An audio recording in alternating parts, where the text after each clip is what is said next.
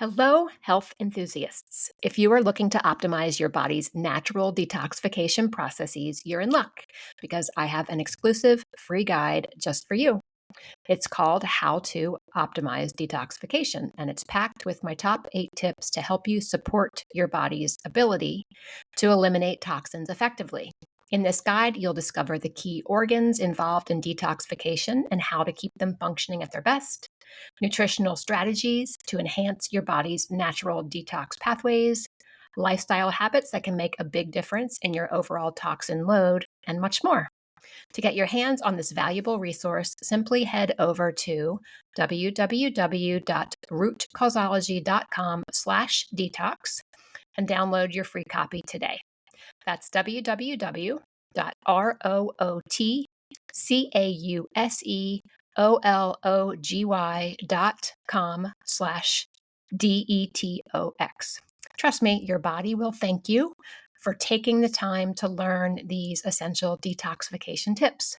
Now, let's dive into today's episode.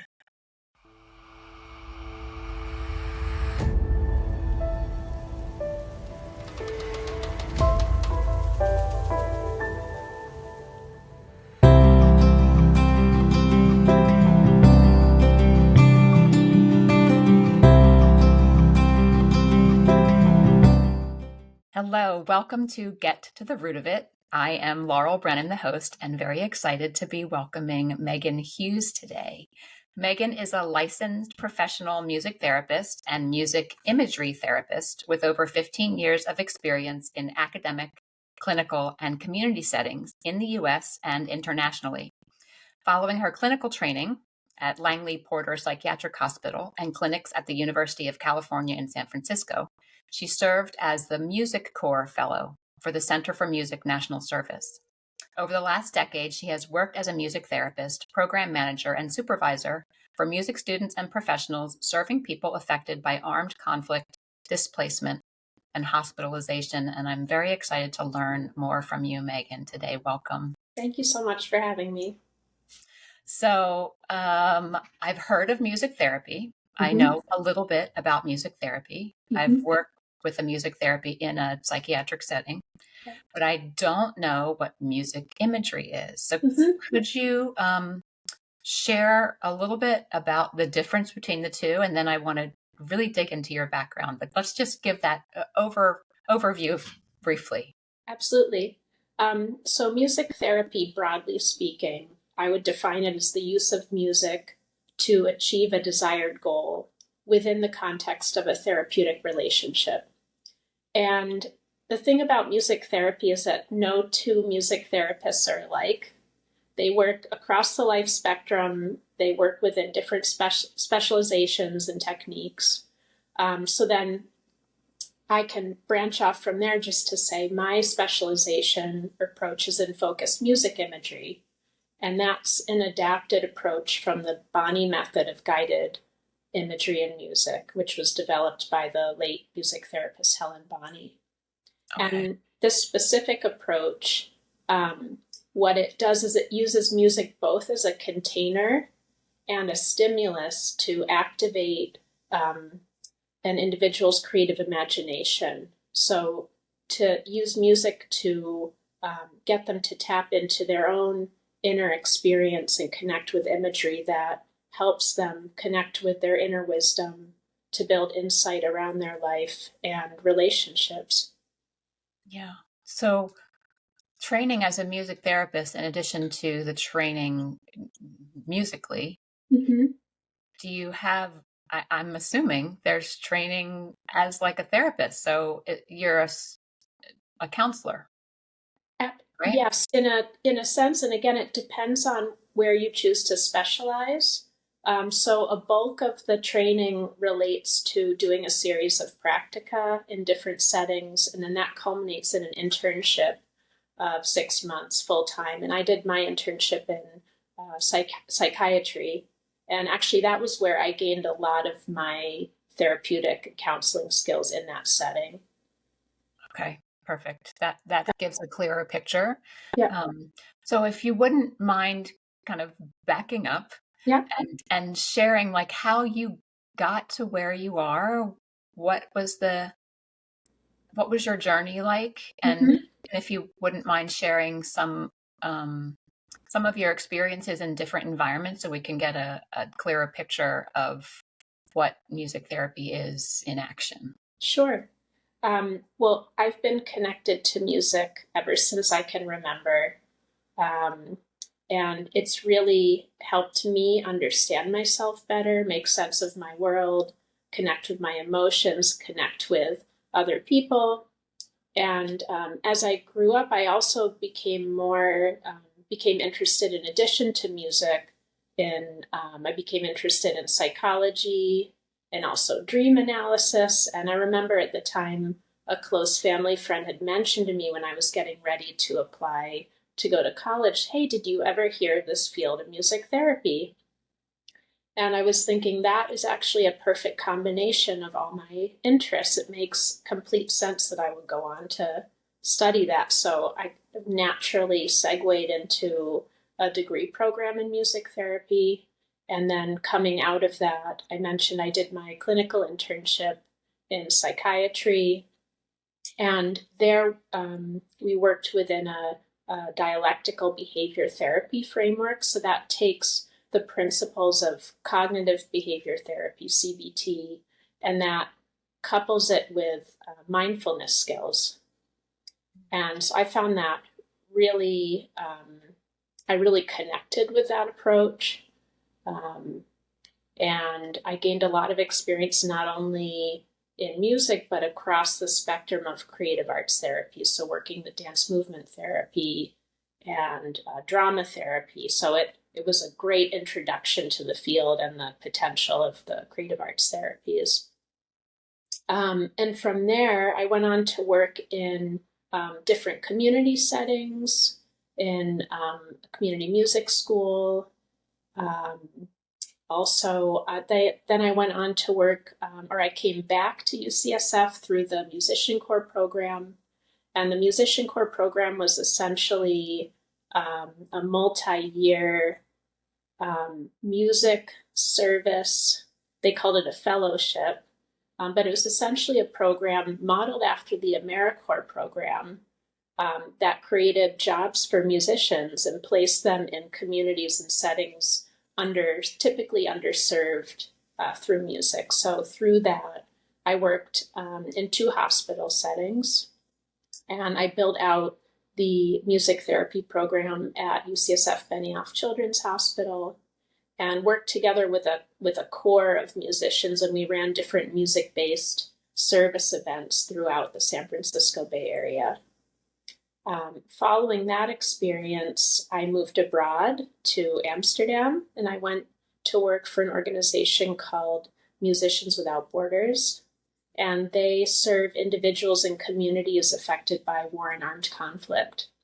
And in that role, I primarily served as the training coordinator for their music leadership programs. And that those training programs attracted music educators, music therapists, or anyone really facilitating through music in different ways who would like to understand more about approaches working with communities affected by conflict. Many of them were working with people who've had a refugee experience in their own communities and wanted to understand how can I use music in a safe and effective way to serve people who have been through traumatic events. Yeah. It's fantastic to know that these programs exist because before, having a conversation with you about it, I Mm-hmm. was ignorant, and I'm thrilled that these exist. And are they still going strong? The Musician Corps program actually is no longer active. Oh, Um, so sadly, but Musicians Without Borders has now been in operation for more than 20 years and still going strong. okay, Yeah, fantastic. yeah. To give us more of a practical understanding, what would a typical, and I'll put that in quotes, music therapy session look like? I'm sure every Mm-hmm. session is different. And like you Mm-hmm. said, every therapist is different and Yeah. you can work in different environments, but just give us an example in one of the environments that you worked in. Mm-hmm. Mm-hmm. What would it look like, perhaps? Sure. Um, Well, it depends somewhat on if you're working short term or long term. So, for example, when I was working in the inpatient psychiatry, we would see patients in groups. We might only see them one time. So it doesn't give you much of a chance to really build relationships or get to know who you're working with. And that's actually where mindfulness skills come in very handy because we're working in the present moment, we're working in the here and now, because we might just have this one chance to work together. Um, and in that way, I think bringing the broadest array of musical experiences to try to connect with as many different people as possible is helpful. So, one way we did that was we would bring in, three different songs or three different instruments and play examples of each of those. And then we would ask the group to identify, which of those was most welcome to and why. What was it? What quality of that song, or what quality did you connect with in that song or with the sound of that instrument that was welcome to you? And not only that, but how can you bring that same quality into your life outside of the group, after you're discharged? And that really, so we really wanted to acknowledge what was helpful in the moment, but also make that a transferable experience to everyday life through music and outside of the music. That's awesome. So would you pick three things like dramatically different, like banging on a drum or Yeah. yeah. Okay. Yep. Very contrasting because for some people, music is personal preference is so essential when it comes to how music is working for people. So for someone, it might be, banging on that drum really helps me relax. And for someone else, it might be, I can't stand that sound, give me a flute or a violin. Right. So yeah, we have to offer some different options just to see what connects with each person. Yeah. And if someone doesn't consider themselves musically talented, or they had no background in music, how would you work with that person differently than someone who does have experience with music? Yeah. Well, I would certainly want to understand a bit about what connects them to music. So even if they don't have any experience, and no experience is required to participate or benefit. It helps to have some interest though, so that and I would say almost everyone enjoys some type of music in their life. So I would want to first connect with them on those preferences and on that musical background and work from there. And, my role as a therapist would be to create a structure where they feel that they can be musical and engage with music. And we do that in different ways. It could be even just choosing some music to listen to that meets them in the moment that they're in. Or, in a hospital setting, even having the chance to say, I want to hear that song, gives them a sense of control over their environment, where otherwise they have very little control over what's going on for them. Or perhaps, they might be interested in playing an instrument. So sometimes I would take on a kind of adapted teaching role to help build some musical skills if that's interest. And then essentially going along with that, building a sense of self-confidence, creating a space for them to express themselves. And so I would set up a structure where they would feel successful and able to do that in the way that they'd like to. Yeah, awesome. I'm an occupational therapist and very often would ask the client or patient, do you want to have music as part of our session? And I would say 90% of the time they want music. So whether music is just playing in the background or if it's part of our exercises and we're actually, moving to the beat of the music. Even some of my favorite therapy sessions have been dancing because we might be working on balance or memory.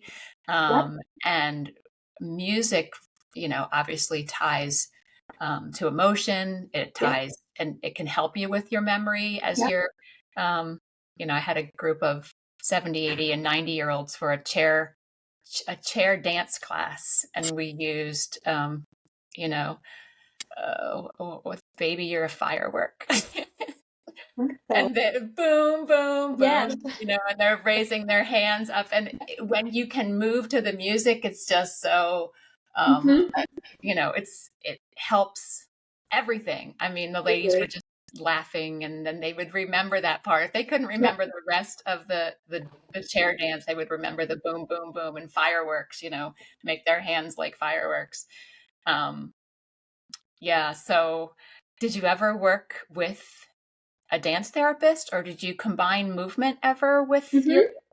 Sure. I mean, in a sense, it can happen organically just Mm, because the rhythm of the music stimulates your body. Often, if you're connecting with the music, it may very well inspire you to start moving. Or, sometimes I would work with both. I've worked with a dance movement therapist and also just incorporating movement in similar ways that you've described in your own work.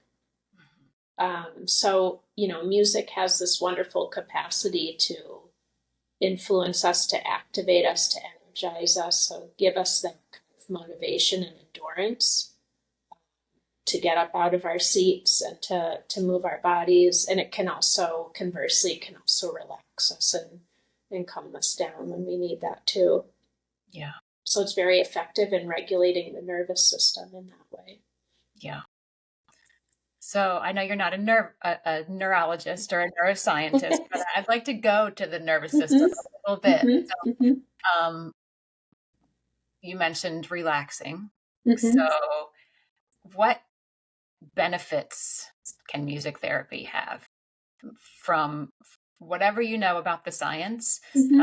I mean, I know I mentioned the memory, that Mm-hmm. music can help with memory. Yeah. I know you and I talked about, in the past. I'll just share this story real quickly. Mm-hmm. Um, my dad was a psychologist and had a patient who'd had a stroke and couldn't Mm-hmm.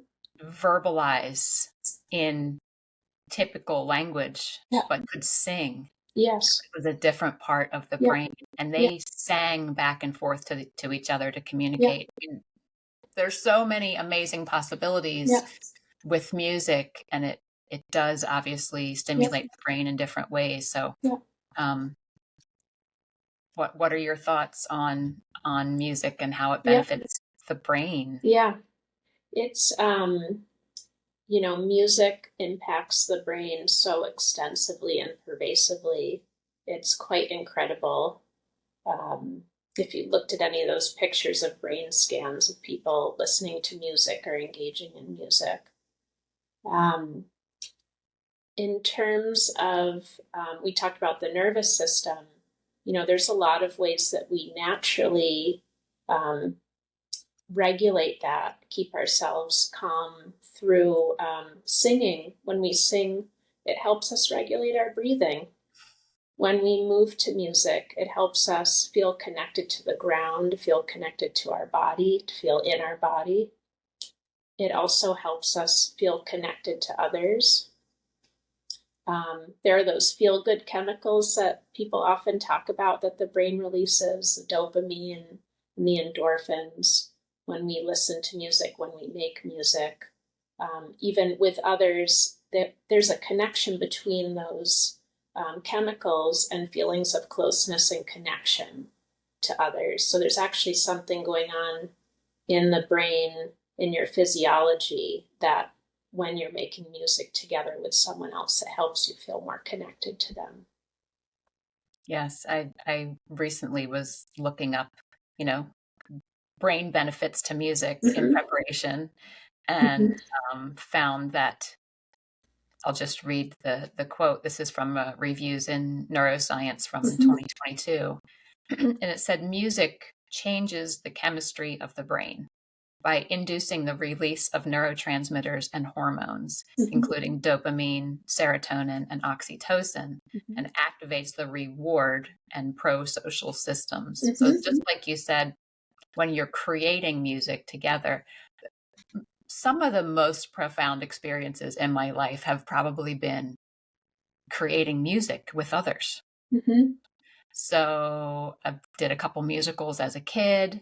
Then I was in marching band in high school, and we went to the state championship, and I Mm-hmm. was a percussionist. Mm-hmm. We were like about to enter the field, and the drum major puts us at attention and blows her whistle, and we start the cadence, and it was like, Mm-hmm. whoa, we were in a Yeah. tunnel, and it was like chills, like, oh Mm-hmm. my God, we all together, Yeah. we have worked our tails off, Yeah. and we're about to perform like at the state championship. I have chills right now thinking about it. And then in Carroll County, Maryland, there's something called a STEDFID. I don't know if you're familiar with that at all, but it's been going on for, I think they may have just had their 100th year anniversary. I could be wrong about that, but it's been going on for a long time, where they pull kids from each of the county schools, Mm-hmm. and they come together with a guest conductor, and they'll do Mm-hmm. maybe 4 or 5 practices, and then they have a performance. So elementary, middle, and high school. Oh. And then usually they have a combined song at the end where they're Mm. all together, and it's just chills Yeah. everywhere, Yeah. and the oxytocin is that like chemical that's released, that's a bonding chemical. Yeah. And it doesn't have to be with a big group, even Mm-hmm. it's like, I don't know, sometimes finding a good melody harmony combination randomly with your child. I mean, I did music together, which was, Mm-hmm. are you familiar with music Sure. together? Yeah. So, mixed age group, kids and adults. And I just loved it. It was really bonding for me and the kids. And then Mm-hmm. actually, that's how I found some of my closest friends when I moved to Mm-hmm. a new community, because there were Mm-hmm. other moms in the class. Yeah. Um, definitely, definitely oxytocin released Mm-hmm. from those Yeah. bonding experiences. Yeah. Yeah. So, do you have a story that you would want to share that, um, I mean, I know no names probably. This is, Mm-hmm. you're a therapist and you're not sharing anybody's personal information. Mm-hmm. Um, but similar to the stories that I just shared, is Mm-hmm. there anything that kind Yeah. of stands out to you? Yeah. Um, so the first story that comes to mind was actually again early on in my career working in psychiatry. And I remember we had a group, and I don't remember anymore how this evolved, but there was one patient in the room who I think had written something down or was trying to make sense, trying to make sense of what was going on in their world at the moment. And somehow the session evolved into, I started to add a little bit of musical accompaniment to what they had written down. So it turned into a song essentially. And in that way, in creating a structure around it, somehow those words started to make more sense to that person. They were able to orient a little bit more to what was going on in their environment. With that moment having happened organically, that essentially inspired the other members of the group, one by one, to share their own song with the group, just to come forward and share a little something about themselves with each other. And again, there was no assignment or expectation, but it just unfolded, so that moment of music happening organically in turn inspired everyone else in the group to want to share something of themselves too. And whether it was a song they already knew or something they made up on the spot. And it was just a really beautiful moment of how music pulled this group together that hadn't even known each other before coming into the room that day, or very little. And so that for me just demonstrated the power of music to connect people. Yeah, that's awesome.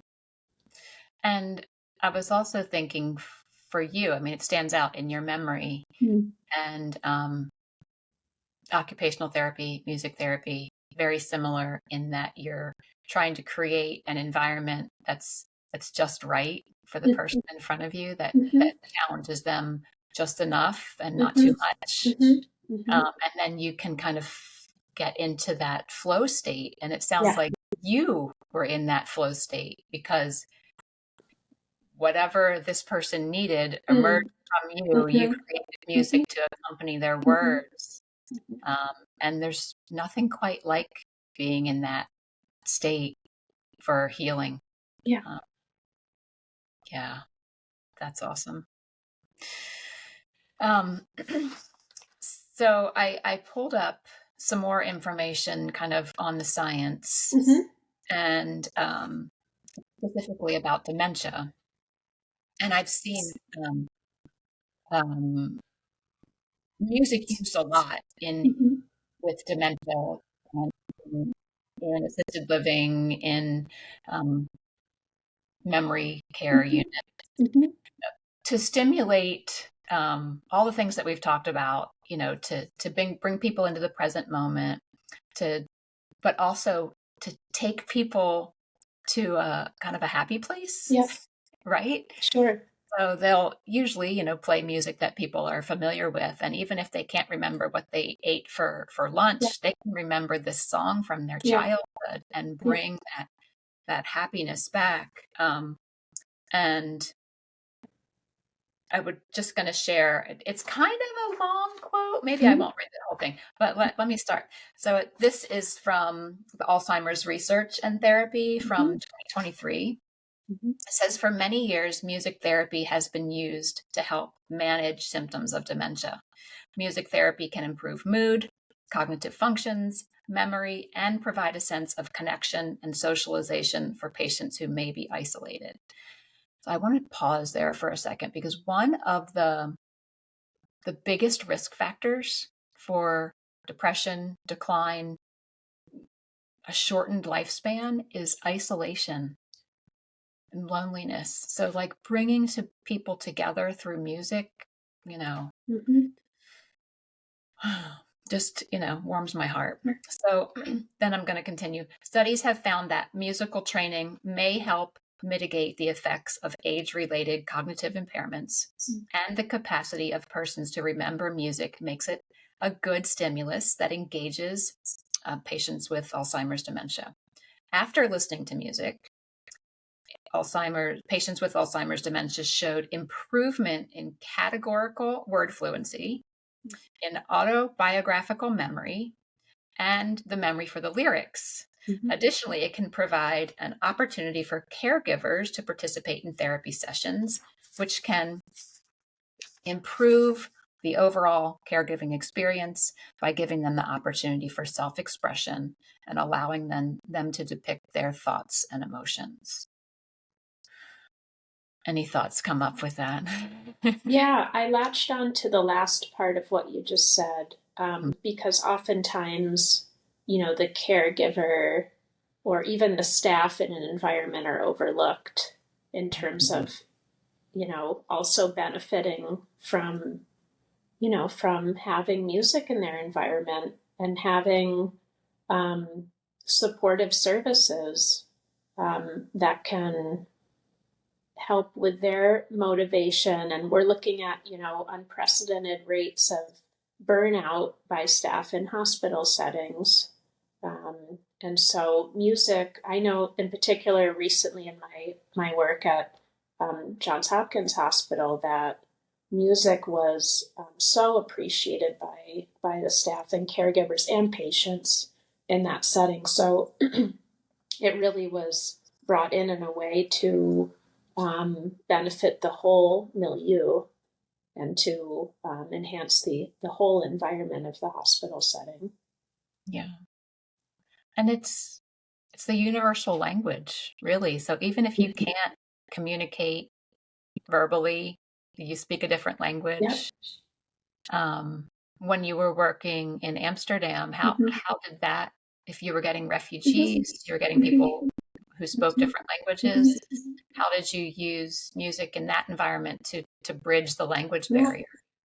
A lot of nonverbal communication, a lot of drumming, also singing songs in different languages. So, also giving a platform for people to share something of their own experience and background and exchange. So, both as a platform to teach a little bit of language in the country that they've arrived in, as a way of inviting and helping, participants to feel socially included. And this is in particular in workshops that were being run in emergency reception centers for refugees in the Netherlands. But very much also a space for everyone to feel welcome, no matter what their background or experience, and to step into not only, or step outside of the experience or the label of being a refugee, and also into the identity experience of being a musician. Right. Yeah. I'm just thinking of all of the cross-cultural experiences that music can have. I lived in Paris for a year, and I think I would get, homesick sometimes and feel I would crave music. And they had really good music for free, like in a beautiful church on a Sunday afternoon. You could just go and show up, and it was, a time to, I don't know, nourish my soul, to just hear beautiful music, but also to connect with others, even if my French wasn't great. We didn't speak the same language. And it's also brought to mind my youngest, who participated in the Stedfed this past year. And I think 2 of the 4 songs they did were in a different language. And it gave him like a taste of this culture that he's never visited, never connected to in any other way. But now he knows like words in another language. Yeah. I can still, my French teacher sang with us. Sur la pont d'avion. I think mine did too, the same song. I'll probably remember that in my old age because, it makes it stick in a different part. Sure. Yeah. Music and language learning go so well together. Oh gosh, now you bring that up, I'm thinking I have a new niece, and she's like 1.5 now, and just how kids crave the repetitive music, and how you can turn everything into a song. Every game, they will not clean up if you just say clean up, but if you sing the cleanup song, then all of a sudden it becomes fun. Like, yeah.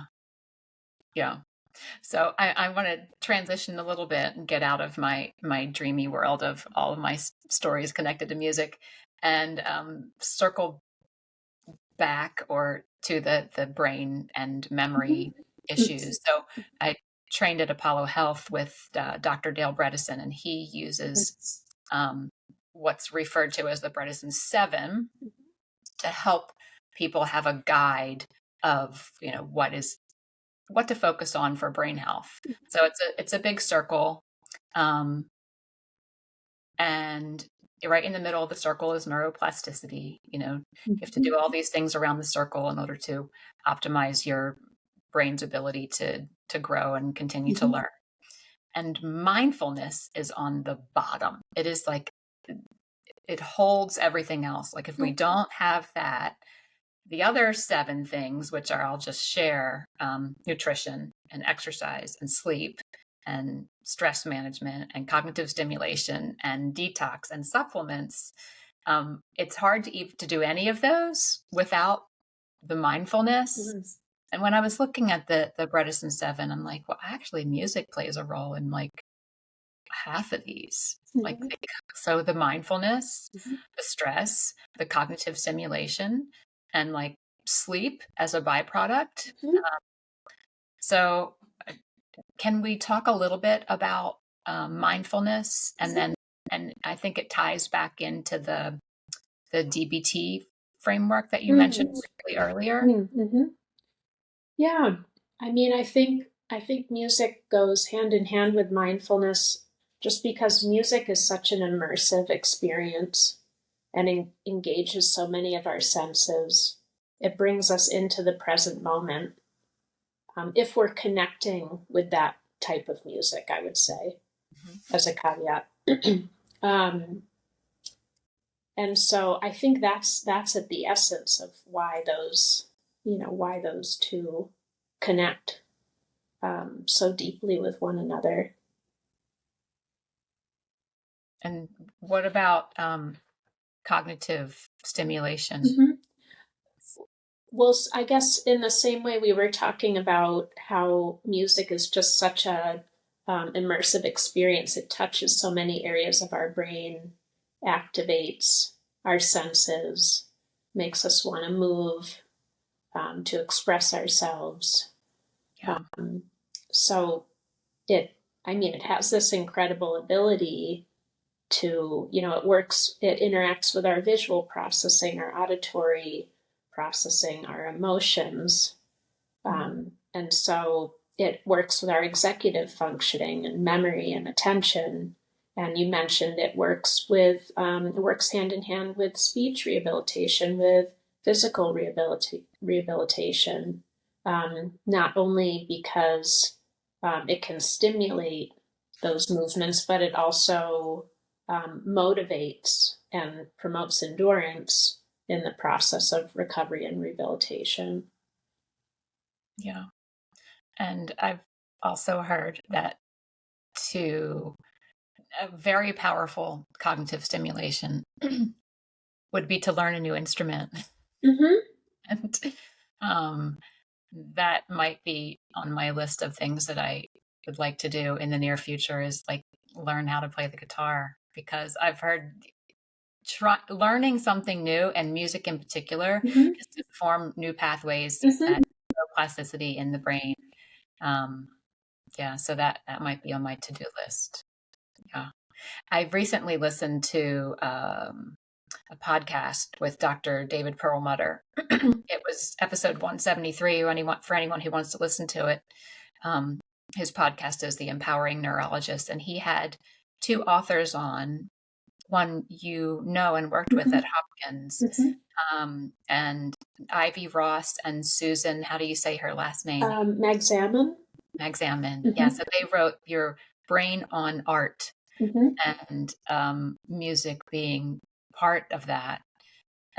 So for anyone who wants to dig deeper into that, that's a good podcast. But one of the things I wanted to highlight when you were talking about emotions, Mm-hmm. um, they shared that participating in art, music, as part of that, kind of calms down the amygdala, Mm-hmm. which ramps up in our fight or flight mode, Yep. and kind of can bring online the prefrontal Mm-hmm. cortex, which Dr. Perlmutter refers to as the adult in the room. Like, can help us manage and regulate our Mm-hmm. emotions, and kind of in terms of, as we're talking about the fight or flight, which is the sympathetic nervous system. Music kind of brings online the parasympathetic nervous system Mm-hmm. to help us go into the rest, digest, and heal space from a variety of ways. I assume I don't have the direct studies in front of me, but when you think about just breathing, if the breath will slow down, or if you're intentionally working on it and singing, that can put you into the parasympathetic nervous system. Singing in general kind of stimulates the vagus nerve, Yep. um, with that little rumble in the back of your throat. Um, I know that in times of my life when I was more stressed, I even after like a traumatic experience, like I stopped singing. And when I was a teenager, and my mom, when she realized that, I was not doing well emotionally, she said, "You know what? I noticed you stopped singing. You used to just like sing around the house, and then you stopped singing." And that that comes to mind in my adult life now when I realize I'm too busy to do music for some reason. It just kind of falls away. If I can just like sit in my car and sing really loud to a good like Alanis Morissette song, like I am feeling better. I feel better. I need to, sing in the shower, or I know that it is a stress reliever. And you don't have to do it for anybody. You can be all by yourself in the shower, in the car, and de-stress. Yeah. Yeah, that really, it helps to externalize our inner experience, kind of get it out into the open. Yeah. Thinking about, that can really provide relief if feelings are bottled up. Yeah. And, it said just for yourself, not even necessarily to share that with anyone else, but just to get that out into the open for yourself. Music can be a medium for that.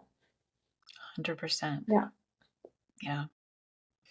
Well, I've talked a lot more than usual today because I think you like struck a chord. No, I didn't even mean, no pun intended. I'm realizing how important music has been in my life and how impactful it's been, to the point where I want to intentionally use it more. My dad and I were recently, we went to a hammer dulcimer concert at the library, and he learned hammer dulcimer, you know, at age 82 or something, because he's always loved it. Was the moment he first saw it, he fell in love with the hammer dulcimer, which I think he might have been in his 30s. And we found a free concert, and he just sat there and cried. Like he said, "You know what? This was the best gift you could have given me. You like washed my soul, you know." And then he reached out to my daughter who's studying abroad. He said, I'm like you. And he reminded me of her when she was a baby, like really young, before she was walking. If we would play certain emotive music in the car, she would cry. Like usually it was classical, some beautiful song, she would just start crying. And he said sometimes, music can do that. It can release emotion. It can wash your soul. Yeah. Absolutely. Yeah. Well, this has been lovely to sit and chat with you today. Is there anything else that you want to touch on that I haven't covered and asked you about? I definitely want to connect you. So we'll save that for the very sure. how people can get in touch with you. And anything else in terms of music therapy? And did we talk? Like, I don't know if I really have a clear understanding of music imagery.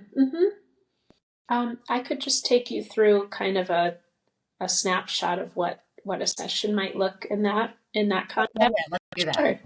Sure. So, I still start out with any new client. I would want to get to know them, their background, their musical interests. And coming into a session, after we get to know each other, I'd just take some time for them to check in, so have some conversations. They can tune into how they're feeling that day and set a focus for what we want to work on. And based on that focus area, I'll be choosing a piece of music to essentially stimulate their imagination and inner experience around that focus. So I'll set that up with a brief relaxation with the music and some verbal guidance, and essentially get them to get in touch with themselves in a state where they can tune into their feelings, into their body awareness, and to allow an image to form. And that happens in different ways for different people. So some people may have visualization, some people may have an experience of feeling something in the body, and sometimes allowed for that imagery to develop. And then I'll invite them to translate that experience onto paper through drawing or writing to create some kind of representation of their experience. And again, through externalizing that, then they can reflect on it and we can process that together and make meaning from it. So that's essentially how a session would happen. I love that.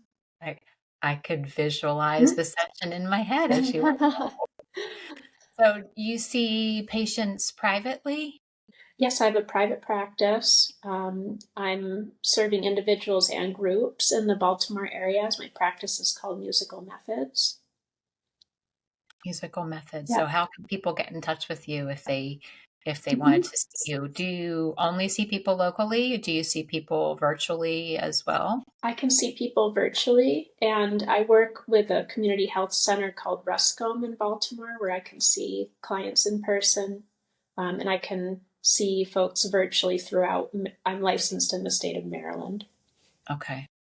And Fantastic. my website is, you can find me at Musical Methods MT, musictherapy.com. Musicalmethodsmt.com. Yes. Yep. Okay, perfect. Thank you, Megan, for sharing your knowledge and your kind heart with us today. I could feel it come through. It's been a joy. Thank you Really. so much. Yeah. It's been my pleasure. Thank you, Laurel.